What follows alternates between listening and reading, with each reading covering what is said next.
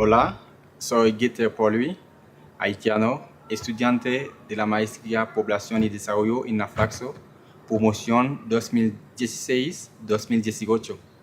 Voy a platicar un poco de mi trabajo de investigación, que es sobre los factores asociados a comportamientos sexuales de riesgo de VIH en Haití.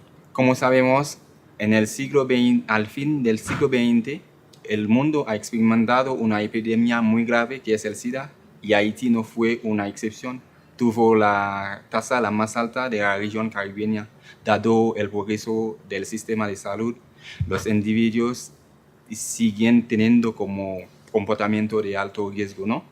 Y este trabajo busca explicar, determinar como los factores asociados a comportamientos sexuales de riesgo, ¿no? En Haití utilizamos como la encuesta nacional demográfica y de salud de 2012 en Haití, que es una encuesta de salud demográfica, como lo dije. Y a partir de estos datos consideramos los individuos que han tenido relaciones sexuales en los últimos 12 meses respecto a la encuesta. Digamos, los hombres de 15 a 59 años y las mujeres de 15 a 49 años. Y a partir de modelo multinivel y un modelo simple, y encontramos como resultados muy interesantes. Pues, el comportamiento sexuales en este trabajo se consideran como el uso de condón, el número de pareja y el tipo de pareja.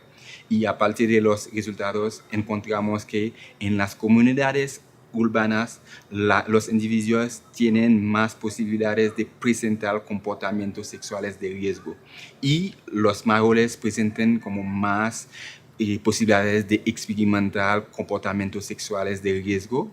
Luego, la educación y el nivel de conocimiento del VIH-Sida son muy interesantes como factores en este trabajo. Encontramos como los individuos que tienen como mayor nivel educativo y mayor nivel de conocimiento del VIH-Sida presentan como menos posibilidades de experimentar comportamientos sexuales de riesgo.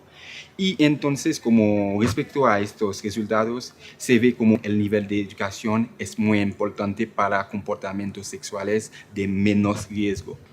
Pues sería interesante en Haití que amplía la educación gratuita hasta el secundario, dado que la educación hasta primaria es gratuita, como digamos la universalización de la educación es hasta primaria. Entonces sería importante que los programas de sensibilización enfocan en los mayores, los casados y casadas y los individuos en comunidades rurales, para que en Haití hay comportamientos más seguros, ¿no?